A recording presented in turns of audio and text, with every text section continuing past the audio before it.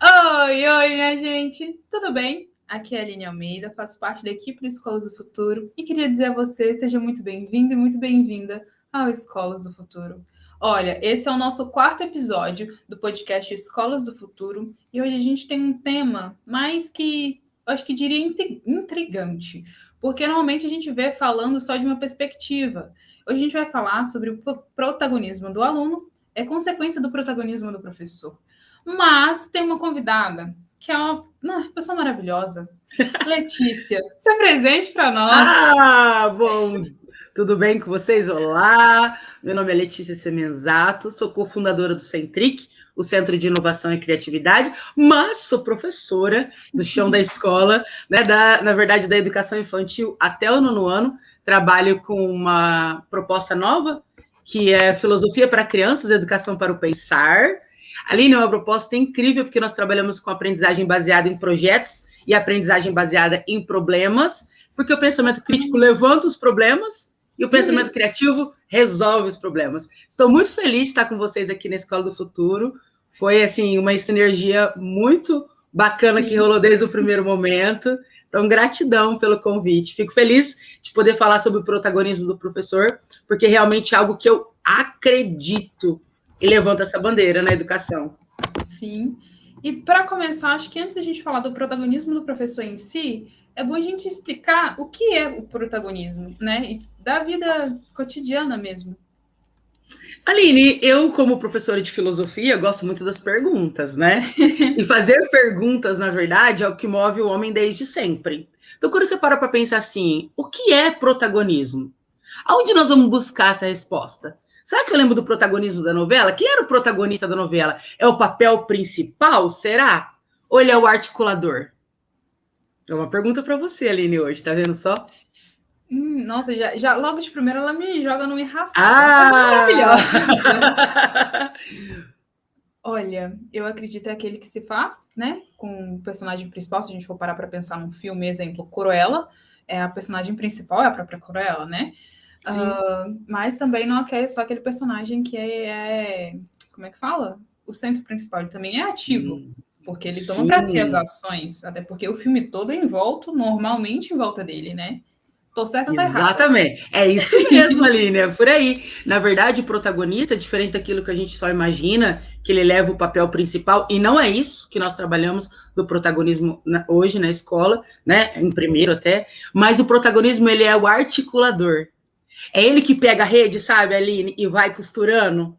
É ele que vai, na verdade, ele sabe onde ele quer chegar, mas toda a trama gira em torno dele, né? Mas também, na verdade, todos ali são importantes. Então, eu coloco hoje o protagonista, ser protagonista é realmente aquele que articula, aquele que tem ações bem definidas, estratégias a curto e longo prazo, né? Ele sabe também administrar as questões de como ele vai conseguir que essas estratégias sejam efetivadas. Então, ele sabe toda a importância dos vínculos e dos laços, né? De como isso acontece. E, ao mesmo tempo, ele se coloca num lugar de entender a posição de todos na grande colcha de retalhos, que é, na verdade, quando nós vamos nos propor a construir algo, né?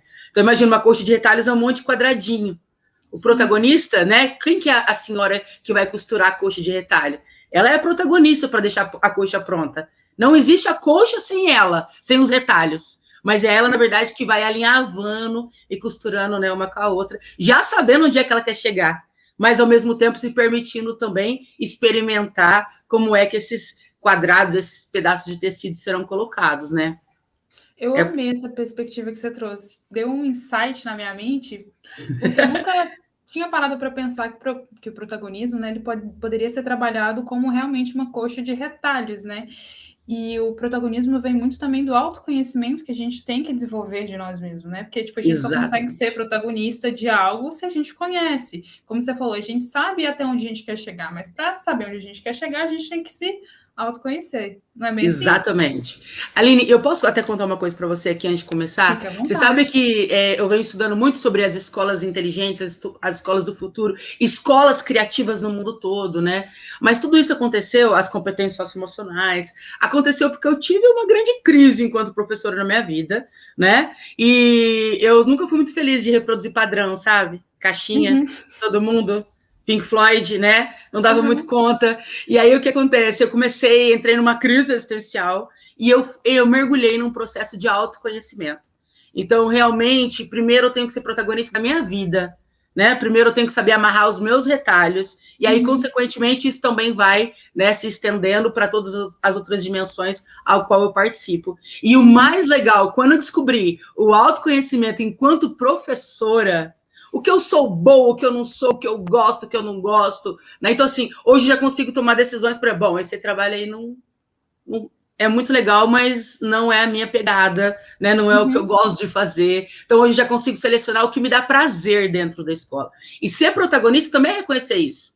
E também o que eu preciso melhorar, né? Porque tem muitas coisas que eu preciso desenvolver também, e eu já tenho clareza do que eu preciso para isso. Bacana, que massa! Nossa, e Sim. o processo de autoconhecimento, ele não é um processo fácil de ser traçado. Não é aquela coisa tipo assim, vou separar um dia e vou me autoconhecer hoje.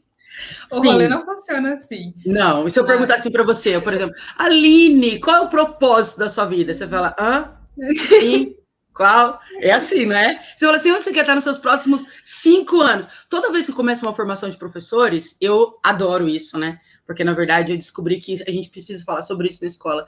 E eu sempre pergunto aos professores, aonde vocês querem estar nos próximos 5 anos na escola? Fazendo a mesma coisa? Né? O que você quer estar fazendo? E no primeiro momento todo mundo trava. É a mesma coisa que a gente pergunta assim, ó, pro professor. Professor, o que você gosta? Me defina uma palavra, diga uma palavra que te define enquanto ser professor. Amor. Não, amor não rola, entendeu? Não, vamos lá. Tem mais coisa aí, entende? Porque, na verdade, o autoconhecimento é você se propor a refletir. E nós não fomos ali nessa grande questão, nem professores, por uma questão de formação acadêmica, e nem também enquanto indivíduos participantes de uma sociedade, nós não fomos trabalhados essa nossa capacidade, essa nossa competência de reflexão. E por isso, posso trazer aqui que eu acredito na filosofia para crianças. Eu sou apaixonada, meus pequenos filósofos são incríveis, porque é exatamente isso, né? Não existe respostas. O nosso grande desafio é fazer perguntas. E quando nós entendemos isso na nossa vida, tudo muda, na escola muda, nossa aula muda, mas nós precisamos estar abertos para isso. Por isso que uma das competências do futuro é a abertura para o novo. Né? A habilidade de se adaptar e não ser somente aquela ficar presa na nossa caixinha. Sim. E sair de dentro dessa caixinha é algo muito complicado, porque a gente está saindo da nossa zona de conforto, aquilo que nos traz aconchego e tudo mais, mas também quando a gente percebe que a gente é capaz de sair dessa caixinha e consegue ir muito mais além daquilo que a gente imaginava, nossa, parece que o universo expande dentro da mente. Exatamente. Da gente. E é muito legal, vou contar uma coisa para você, né? Aqui na minha casa, na escola, no começo, antes da pandemia, todo mundo falava assim, nossa, a professora Letícia, ela é a perfumaria da escola, que eu chegava lá, né, botando fogo na escola. E aí, é verdade, isso é a fala da Letícia, né? Sim, que eu acredito nesse processo. E agora com a pandemia, nós entendemos essa necessidade de construir uma nova escola, da importância disso, Aline. Entende? Nós precisamos, na verdade, disso. Eu preciso me autoconhecer para conhecer meu aluno. Eu preciso estar aberta a experimentar. E, posso dizer, depois que eu comecei a experimentar, você não acredita, até as festas de aniversário pelo Zoom aqui em casa viram um sucesso, entendeu? Então, assim, é se permitir. Essa é a grande questão, né? E para se permitir, você tem que se conhecer para saber até onde você pode ir também. É isso. Você falando que esse autoconhecimento em você também gera o autoconhecimento dos seus alunos, eu te faço a seguinte pergunta: como o protagonismo ele acontece dentro da escola de maneira geral, sabe? E qual que é a realidade das escolas, já que você também é professora de chão, como você mesmo disse? Sim, eu gosto desse termo. Qual que é essa realidade do protagonismo dentro das escolas em relação ao funcionário, professor, nesse âmbito geral? Aline, bom, falar sobre protagonismo na escola é algo muito novo. Porque, na verdade, né, ele é apresentado primeiro, ele é escrito enquanto literatura durante o século XX, mas nós não entendemos direito, né? Aí ele vem, sim, ficou lá na literatura. Aí ele vem, na verdade, com a BNCC, com essa proposta, nós também não entendemos direito. Então, assim, para ser bem verdadeira com você, é algo que precisa ainda ser discutido, ser falado, né? Porque o professor protagonista não é o que prepara uma atividade impressa ou no Word ou um recorte e cola, entrega para o aluno, e nem é aquele que faz um plano de ensino com objetivos, metodologia pronta, entende? Não. O professor protagonista é aquele que realmente ele está ali com o aluno, é o que escuta o aluno, o que conecta as informações do aluno com o propósito da escola, o que conhece a proposta, o plano político-pedagógico da escola, o que questiona sobre isso, e mais, Aline, ser protagonista na escola hoje, para mim, é entender o que é a escola e estar na escola, né? Então, assim... Não, pode continuar, depois eu faço a pergunta. Sim, e na verdade, entender o que é a escola e estar na escola está sendo construído. E essa é a minha grande bandeira e o propósito da minha vida, hoje. Né? Trazer essa reflexão para as pessoas. O que é? Quando eu falava assim, ó, vamos construir uma escola feliz. Aí todo mundo queria colocar EVA na parede com um monte de emoji. Não! Entende? O que é a escola, o que é uma escola feliz, entende? O que é uma escola transformadora. Então, são ainda questões iniciais que eu preciso definir para aí sim a questão do protagonismo na escola se tornar algo concreto. Porque ainda, Aline, infelizmente, ser protagonista na escola é fazer um mural. Entendi. Do Dia das Mães, entendeu? Entende? Entendi. Tá? É verdade, estou sendo sincera, né? Então, assim, é muito mais que isso. Ou ser o aluno, o protagonista é o que vai lá e apresenta, por exemplo, um trabalho, ou que faz um cartaz, e vai muito além disso, a nossa reflexão. E você falou que, né, para trabalhar esse protagonismo, precisa responder o que é escola e o que é ser escola. E eu volto essas duas perguntinhas para você. O que é escola e o que é ser escola, Letícia? Bom, primeiro eu vou começar te respondendo com Sócrates, que diz assim, só sei que nada sei, né? E a escola é exatamente isso. Escola é lugar, é espaço de aprender, né? E não de aprender aquilo que está pronto. E mais, aprender não conteúdos mais.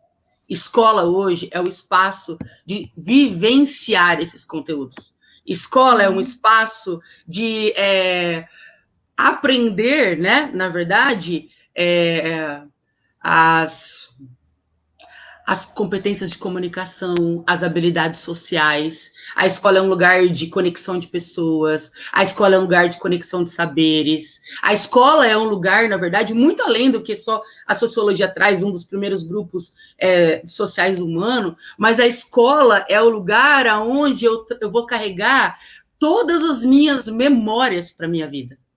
E memórias, elas são construídas a partir de emoções que geram sentimentos, que geram memórias. Então, para mim, hoje, falar de uma escola feliz, conhece as emoções geradas em cada atividade pelos alunos, pelos professores. E é uma escola que entende, na verdade, que os alunos vão levar isso para a vida deles. Então, assim, é ainda um pouco subjetivo falar sobre isso, mas definir escolas entre quatro paredes não dá mais. Né? Nós já temos a proposta, né? Até o José Pacheco fala sobre isso, que as escolas não existem mais paredes, e é bem isso. Aqui, a escola, minha casa virou uma escola.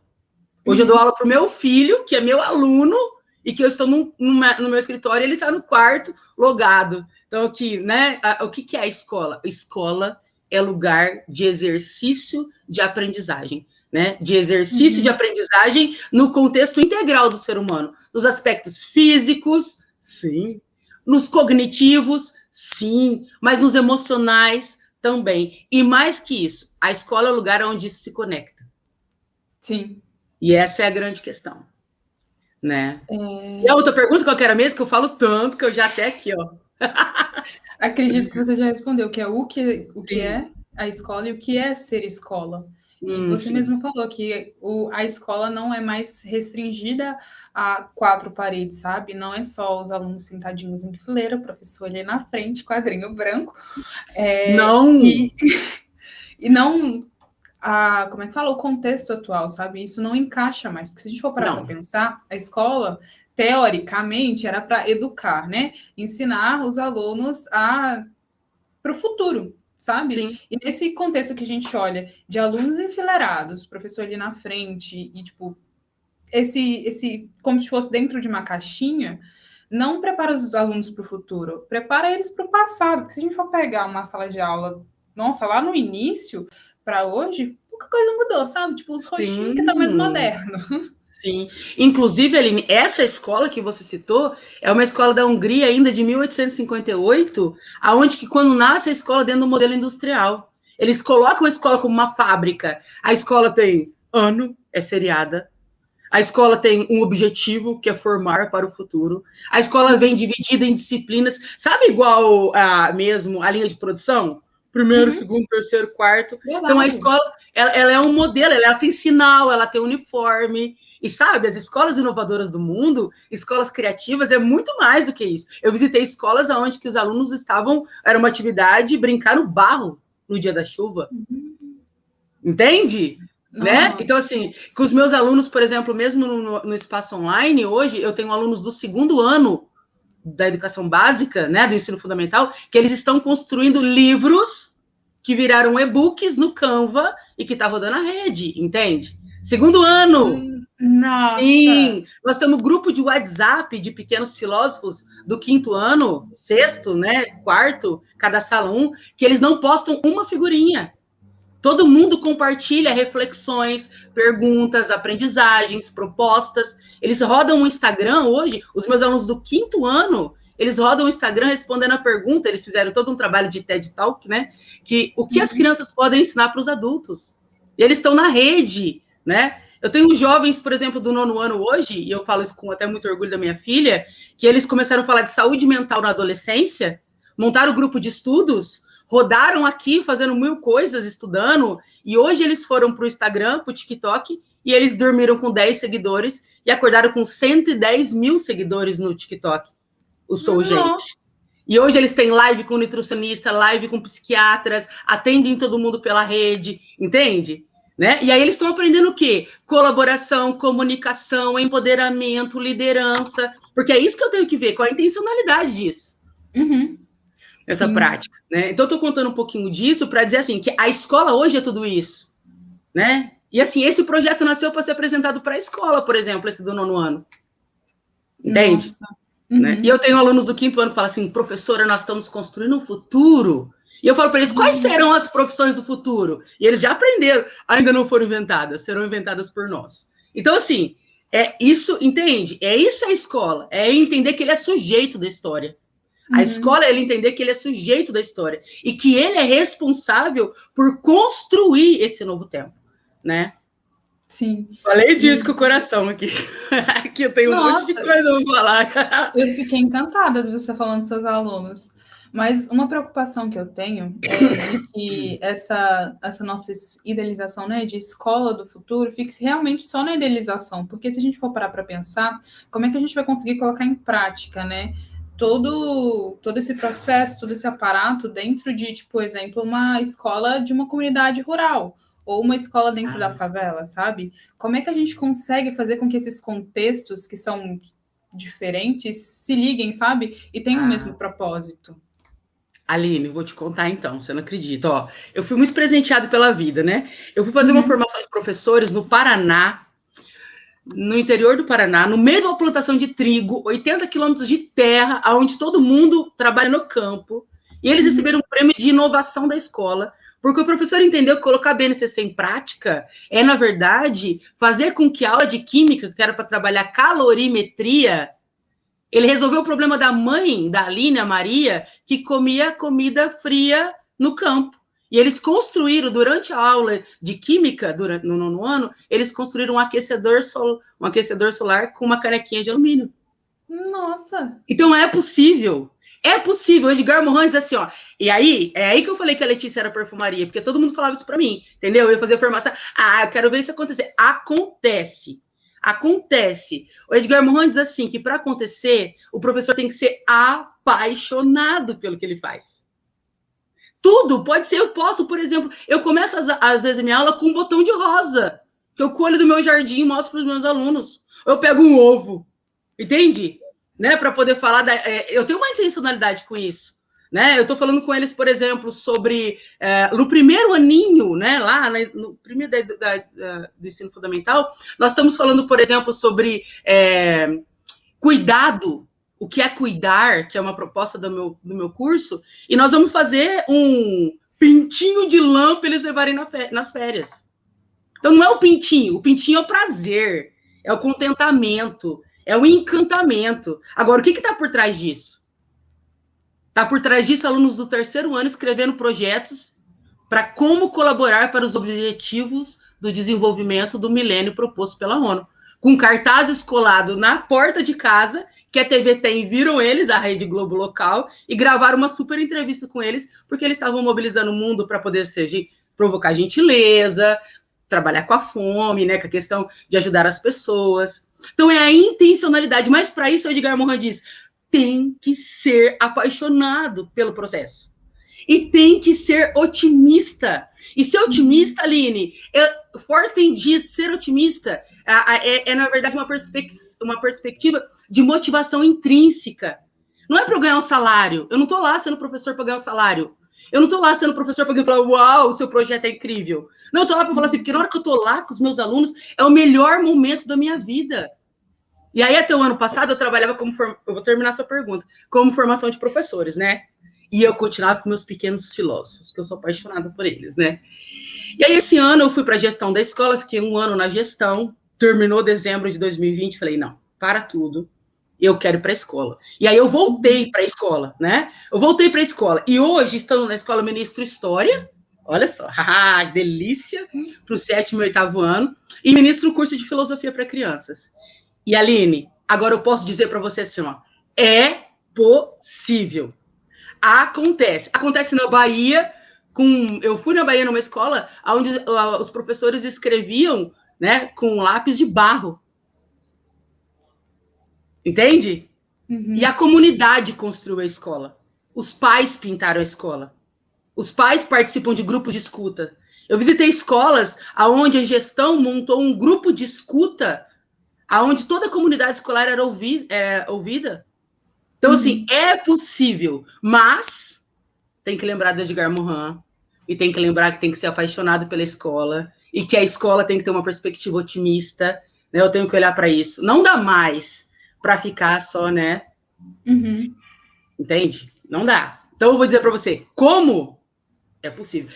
Eu vou fechar com mais uma coisa que eu não vou resistir. Pode falar, com vontade. Olha só, Nietzsche diz assim, e sempre eu vou falar isso, em todas as minhas formações, porque isso mudou a minha vida. Né? Quando eu li Nietzsche, depois eu fui entender ele dentro da escola. Nietzsche diz assim sobre o super-homem. Né? Quem é o super-homem? E no livro Humano, Demasiadamente Humano, ele diz que dentro de nós tem 2 forças. As forças ativas e as reativas. A força reativa é aquele que só reclama. Sabe? Uhum. Que nada tá bom. Vai numa sala de professores. Jesus, nada tá bom, nada dá certo. Essa é a força reativa em nós. Ela está aqui. Mas também tem a força ativa. E a força ativa, ela é potência. Potência gera potência. E o super-homem, ele é constituído de forças ativas. Eu quero ser uma super professora. E a pergunta que eu faço sempre, e você quer ser uma super professora? Uma super mulher? Né? Você quer? E aí o Nietzsche diz, o super-homem é aquele que tem as forças ativas, que reconhece sua potência. E que potência gera potência porque ela multiplica. E ele cria novas possibilidades, novos espaços, novas estruturas sociais, políticas, econômicas.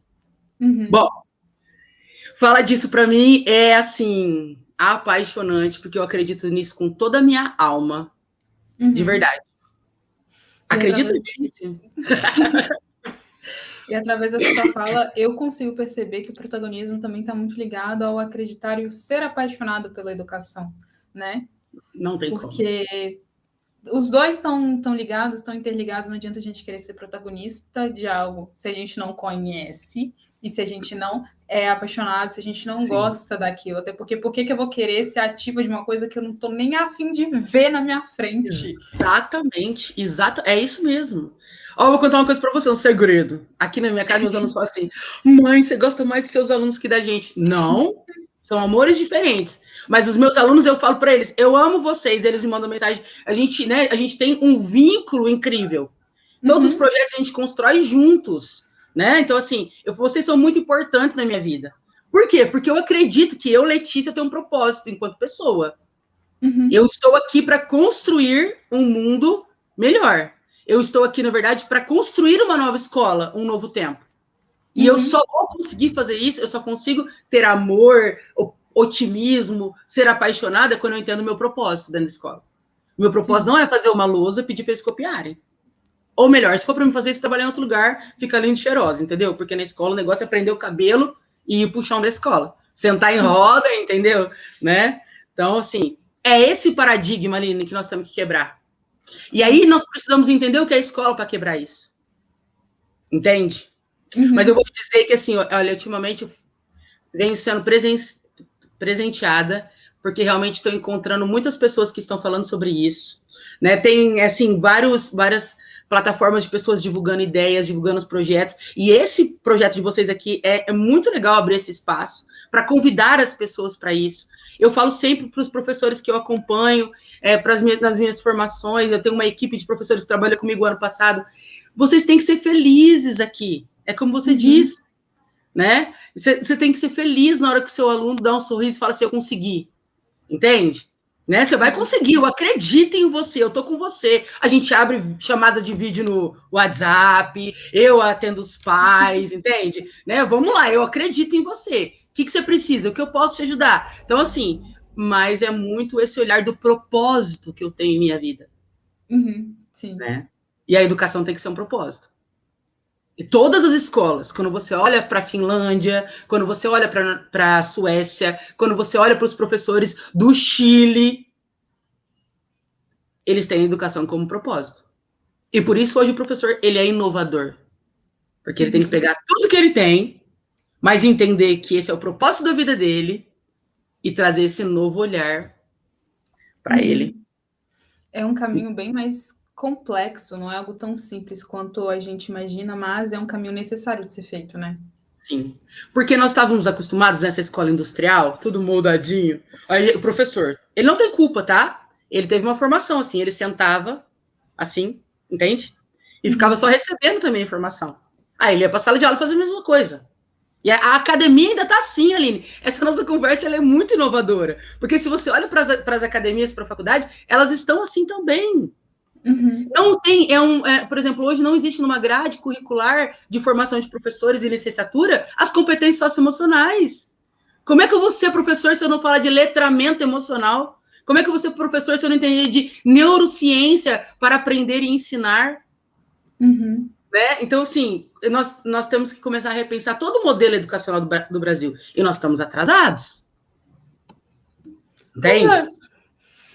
Coisa pouca, sim. Sim.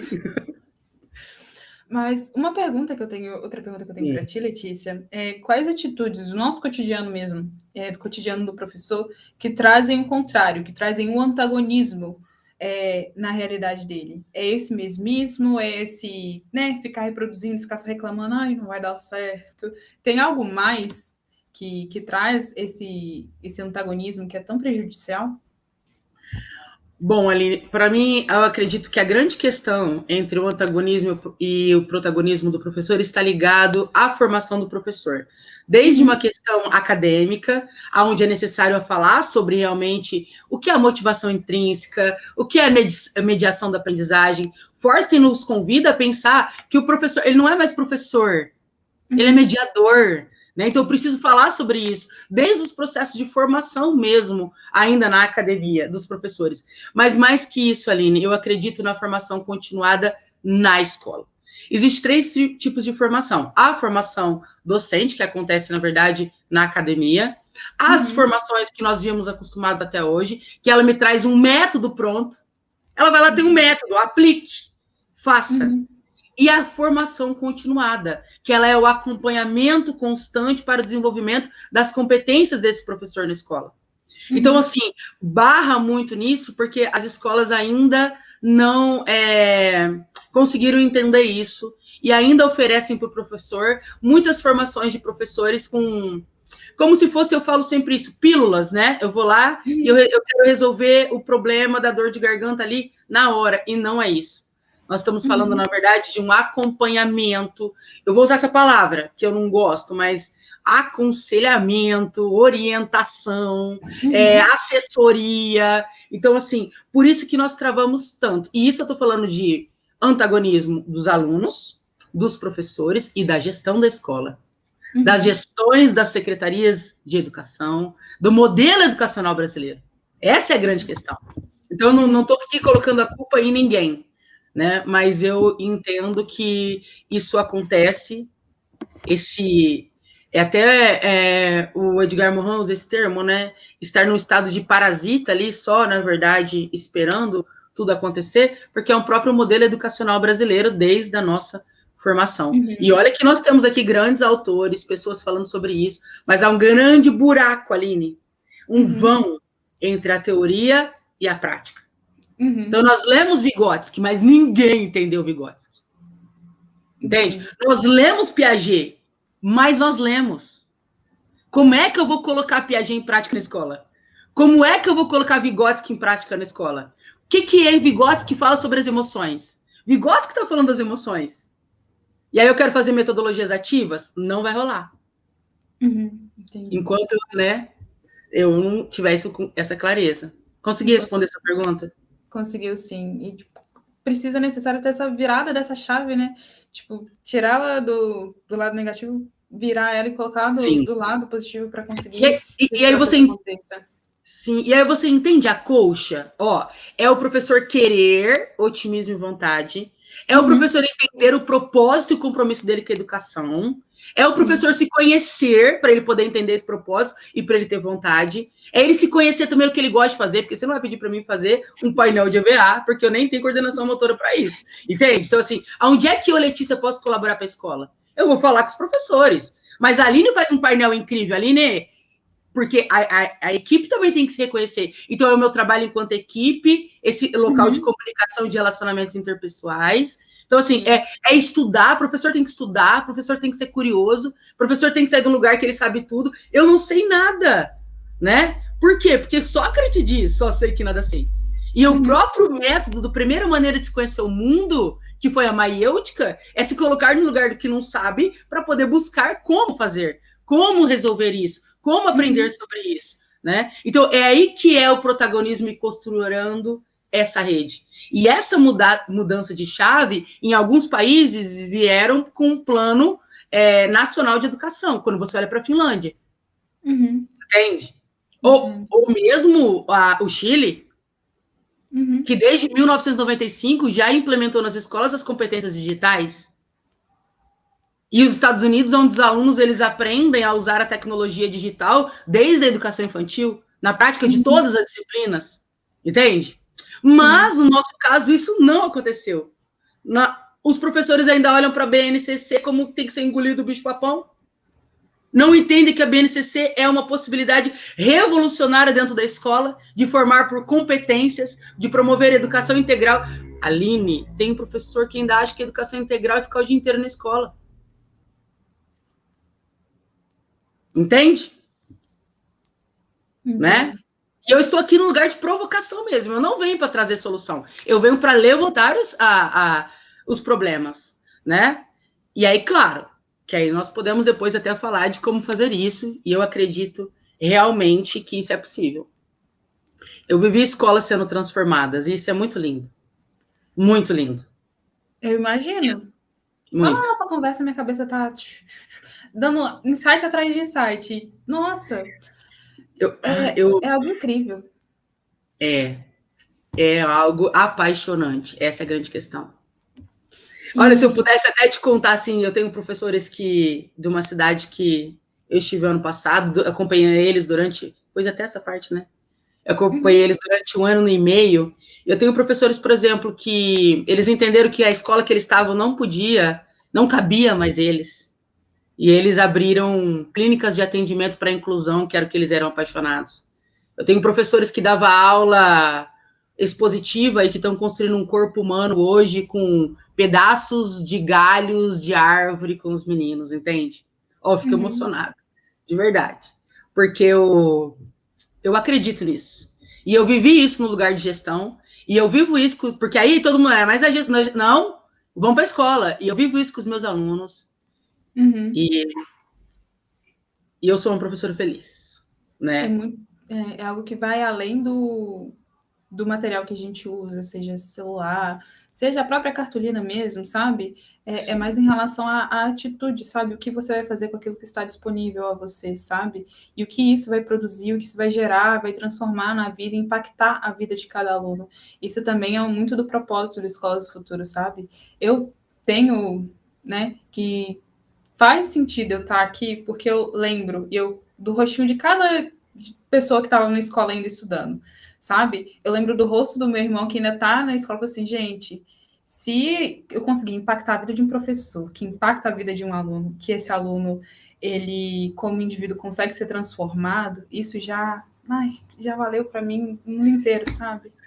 Olha, Aline, eu vou dizer para você assim, e eu não estou falando aqui de um olhar egocêntrico, mas eu estou te trazendo enquanto exemplos, assim, para poder te dizer o quanto que isso é verdade. Eu tenho alunos que foram os meus alunos e hoje já estão finalizando a faculdade, que eu encontro, até eu fiz uma live essa semana com uma aluna muito querida e foi lindo, um encontro lindo. Eu fui aluna dela professora dela durante 7 anos, e eu tenho um aluno que está construindo casas a partir de caixinhas de leite para moradores de rua em São Paulo. Né? Eu tenho alunos que estão fazendo direito na São Francisco e que está durante um dia na semana ele faz atendimento para a comunidade que precisa, né? Então, assim, de verdade. E assim, com meus alunos, eu colocava eles na van e a gente ia para a comunidade, entendeu? Mesmo. Nós íamos olhar para a comunidade, entender como eles viviam, porque isso que é ser sujeito da escola. Quando eu fui fazer história porque eu queria fazer, eu vou ficar emocionada agora, eu queria fazer uma grande revolução no mundo, entendeu? Sempre quis. Aí eu acabei a faculdade, falei, gente, não vou fazer revolução nenhuma, negócio que tá tudo esquisito, né? Quando eu fui pra escola, então, entendeu minha crise agora, né, que eu falei que tive? Quando eu fui pra escola, então, eu falei, ai, Jesus, não vai dar certo. E aí, Aline, eu descobri que a grande revolução é ser sujeito histórico e estar na escola. Né? Então, eu compartilho com você. Eu poderia falar aqui vários outros exemplos, né?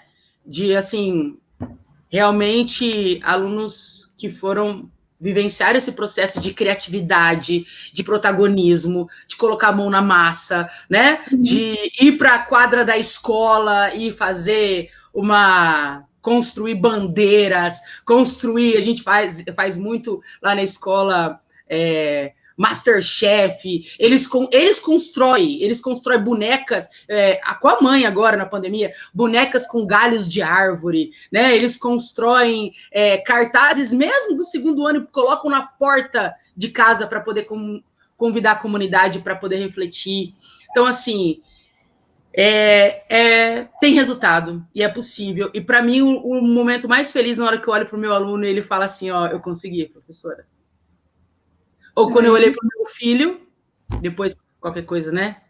Quando eu olhei para o meu filho, que até o 7º ano não sabia ler e escrever, com uma questão bastante séria, né? E hoje eu sou professora dele de história, e ele tirou 10 na minha prova de história, fazendo sozinho.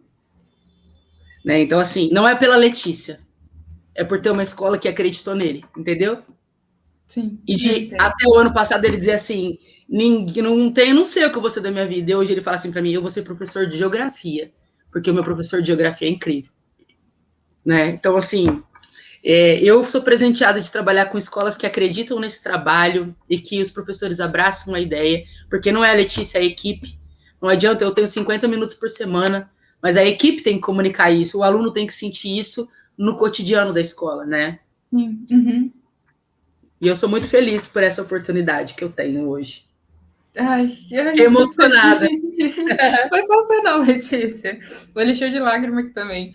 Mas como o professor que tem esse desejo, né, tem toda essa vontade, mas ele encontra com realidades que não vão de encontro com como a que você tem, sabe? Tipo, que encontram muita resistência. O que você fala para esses professores, para eles falarem assim, olha, eu sei que o trem tá complicado, mas vai que vai dar certo. Olha, posso falar, Aline? Pode. Então tá, Letícia falando, né? Eu falo assim para você, você tá continuando olhando para a escola que não dá certo? O material que você não tem? O que é importante para mim são os meus alunos, entende? Se não tem o material, vamos... Alunos, e aí, meus pequenos filósofos? Eu chamo eles de historiadores incríveis. Como nós vamos resolver isso? Eu não tenho as respostas, entende? Vamos resolver isso juntos? Né? Nós já até saímos pela comunidade, pela cidade, solicitando, às vezes, financiamento de empresas para poder fazer adesivos e embaixo a gente colava lá nos folders o nome da empresa para poder comunicar sobre a questão do uso de álcool no trânsito, entendeu? Que a gente fez uma barricada, parou para poder falar sobre isso, né? Então, assim, como? O que eu falo para eles é assim, a professora não sabe. E aí? Então, peraí, é a escola? É o espaço que me impede? Não, é o meu lugar de professor.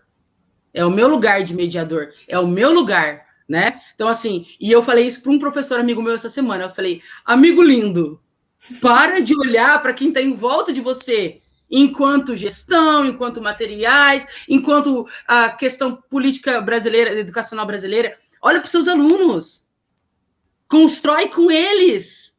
Entenda que, na verdade, nós estamos aqui num processo, você é só o mediador disso. Não sou eu que tenho a resposta, são eles. Olha que incrível! Nós fomos construir. Eu comecei uma aula falando para o quarto ano que eles ganharam um terreno do Walt Disney e eles tinham que construir um parque. Mas esse parque tinha que ensinar alguma coisa para o mundo, não podia ser qualquer coisa. Aí vamos fazer um parque, cara, maluco, né? Você imagina eles criando um parque. E aí, o que nós vamos. Como vai ser esse parque? Eu falei, não sei. Vamos descobrir juntos. E aí começamos, né? A construção da aprendizagem baseada em projetos e foi. Então, assim, ó, um aluno construiu um parque com uma maquete, chamou o pai e a mãe, que até a roda gigante rodava. O outro aluno falou assim: não, professor, eu quero usar a internet. Eu gosto. Qual aplicativo 3D eu uso? Eu falei, não sei. Vamos descobrir juntos. Eu voltei uma semana depois, no grupo do WhatsApp, eles foram pesquisar os aplicativos, acharam aplicativos, construíram assim, meninas construindo parques incríveis e aplicativos que eu nunca ouvi falar. Outros alunos gravaram no Roblox, construíram um parque do Rei Leão, falando sobre a importância de ser feliz. Estava pronto. Eu só precisei acreditar neles. Eu só precisei olhar para eles, ó, eu acredito em vocês, a professora também não sabe, eu vou pesquisar, nós vamos falando durante a semana, mas nós vamos descobrir uma saída. Uhum. Então, entende, sabe, Aline, não dá mais para a gente poder ficar olhando para o que não dá certo na escola.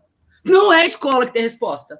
Uhum. Claro, eu não estou descaracterizando aqui a importância do planejamento, da gestão, a importância desse corpo gestor, dessa escola funcionar, pelo contrário, isso é fundamental.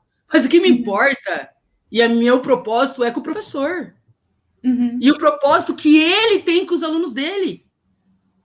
Entende? Uhum. Por isso a virada de chave. Agora tem professor que ainda está querendo fazer um mural para a diretora falar para ele que ficou bonito. Não, isso ainda lá no século XX. Entende? Quem faz o mural? Os meninos. Se não ficar bonito, tá tudo bem, foi eles que fizeram. Que eles vão falar para a mãe deles, olha o que eu fiz, né? Entendeu? Uma vez eles cataram uma caixa de geladeira e fizeram um mural e colocaram na frente da escola. Ficou lindo? Não. Tinha EVA colorido? Não, mas tinha os desenhos deles lá, maravilhosos, e os pais ficaram todos que lindos que eles fizeram. E além disso tudo que a gente já falou, como o professor pode ser protagonista, o que é ser um professor protagonista, qual o caminho que ele tem que entender que, bom, agora eu sou protagonista e eu, consequentemente, vou fazer com que meus alunos também sejam protagonistas. Bom, primeiro, né, Aline, eu vou voltar até a repetir. Primeiro é eu ter clareza do meu propósito, porque eu tô na escola, né? Uhum. E que eu tô na escola, o que é o amor, amar os meus alunos e como eu construo isso. Então, assim, no primeiro é o meu propósito na escola, é o autoconhecimento, é realmente entender que eu participo de uma comunidade, que não sou eu apenas que construo a escola, mas é toda a rede. Uhum. E quando eu falo de rede que constrói escola, eu estou falando de pais, de outros professores, de alunos, né? Mas é mais que isso, eu me permitir, enquanto professor, um lugar de experimentar. Eu estudo sobre criatividade e o que nós olhamos para a criatividade e que é algo incrível, a criatividade ela é um espaço de experimentação. Ela acontece exatamente no espaço, né, de buscar, de vivenciar. São vivências, né? E aí a vivência, ela traz algo muito importante, que a vivência, ela muda o olhar do que é aprender hoje. Aprender, ele não tem que ser um resultado final. O aprender algo não é uma nota na prova. Não é entregar um trabalho pronto. Não é a maquete pronta. O resultado que ele aprendeu ou não, o professor ou o aluno, não é o trabalho pronto, mas é o processo. Então, ser protagonista hoje é entender e olhar para o processo. É experimentar. É entender que eu não tenho um caminho. Eu tenho muitos caminhos. E que no meio desses muitos caminhos, eu vou vivenciando, experimentando. Até porque quando eu falo da própria inclusão, das escolas diferentes, né? Eu preciso ir experimentando. Não tenho mais um modelo pronto. E quando eu vou experimentar, eu tenho que entender também que o erro vai acontecer. O Edgar Morin diz que uma das habilidades, né, das 7 competências da Escola do Futuro realmente é o erro. Nós aprendemos, na verdade, durante o erro. E o nosso olhar eurocêntrico nos traz sempre para um olhar de excelência, em que nós não podemos errar, e que, na verdade, nós temos que traçar metas e fazer, né, 1, 2, 3, 4 passos para conseguir aquele resultado. Mas agora a escola, o foco não é o resultado, é o processo. Novamente. Sim. E entender que o erro, ele faz parte do processo. Então, nós vamos errar. E tá tudo bem sobre errar. Vamos chamar a equipe, chamar a coletividade, chamar a comunidade da escola e juntos vamos construir, olhar para aquilo que não deu certo. Bom, e aí, não deu certo, o que nós vamos fazer agora? E aí, Aline, para isso eu preciso me colocar num lugar, vou usar uma palavra aqui, de humildade enquanto professor. Eu acredito que para ser protagonista eu tenho que estar nesse lugar de que eu sou como os meus alunos, eu aprendo com eles, eu falo isso para eles todos os dias. Eu aprendo com vocês. Nossa, não, eu aprendo com vocês. Eu aprendo a dar respostas novas, eu aprendo a buscar soluções novas, né? Eu aprendo a olhar para o mundo de uma maneira diferente. Então, é também o professor se colocar no lugar de aprendiz. Sim. Essa é a grande questão. É o professor ser curioso. Eu quero saber qual que é a rede, o que está tendo, que projeto está tendo, quem deu certo. Eu carrego uma mala. Qual a mala de experiências que eu carrego? São atividades do Google Print? Não, não dá mais. Né? Eu tenho que estar em sites conectados, olhando para projetos. Olha, eu falo sempre isso. O que você posta no seu Instagram? Quem se acompanha? Quais são as pessoas que você segue? A vida da vizinha? Ou do professor X? Ou não? Escolas do futuro, programas que estão acontecendo, projetos que deram certo, né? Tem escolas incríveis fazendo grandes coisas. Eu estou enchendo minha mala. Eu vou me enchendo de referências. Aí, na hora que eu chego para a escola, eu chego, na verdade, cheio de gás, de luz e com um monte de ideias que eu vou adaptar, que eu vou olhar para os meus alunos. Então, ser protagonista é ser aprendiz. Ser protagonista é ser curioso. Ser protagonista é entender que, como diz Sócrates, só sei que nada sei e eu estou aqui para aprender sempre. E aprender sempre juntos. Né? Essa é a grande saída. Isso tudo tem muito a ver também com o novo papel do professor, né? O ser protagonista está muito ligado a isso. Sim. O professor não é mais o único detentor do conhecimento, até porque isso com o Google a gente resolve, né? Sim. Mas o professor, ele tem metodologia, ele tem um modo de ensinar, sabe? Ele pode co-criar com o aluno, sabe? Ele consegue se comunicar, se conectar com o aluno. Isso uma tela de computador não consegue fazer, somente o professor. Não. E aí que tá a beleza do ensinar, sabe? Isso é encantador e é lindo. É encantador. Aline, eu vou dizer uma coisa para você, assim, hoje um grande desafio que eu encontro, e é um grande projeto na minha vida, é entender que o professor é humano. Essa é a grande hoje bandeira. Para o professor ser protagonista, ele tem que ser humano. Ele tem que se olhar enquanto humano, né? Então, acredito que essa é uma questão muito importante. Enfim, Letícia, eu acho que eu fui bombardeada de informação, de conhecimento aqui durante essa gravação nossa. Mas, enfim, muito obrigada, Letícia, de coração. Imagina. Obrigada pelo tempo, pela disponibilidade, por essa troca maravilhosa que a gente teve aqui agora. Foi muito gostoso gravar contigo. Eu, em nome do Escolas do Futuro, te agradeço de verdade. Não só por aceitar estar aqui no podcast, mas também por aceitar estar na segunda semana do Escolas do Futuro. Aline, eu agradeço assim, de todo o meu coração essa oportunidade por poder estar aqui na Escola do Futuro, né? Eu fico muito feliz, muito admiro o trabalho de vocês e também para poder falar sobre a importância do professor ser protagonista, dele ser apaixonado e dele amar aquilo que ele faz e amar os seus alunos. Gratidão. É um espaço aberto para você. Nossa, portas estão abertas para você, Letícia. Sempre que quiser, tiver com uma ideia meio maluquinha, acho que eu vou ali conversar com esse pessoal da Escola do Futuro que vai fazer explicar.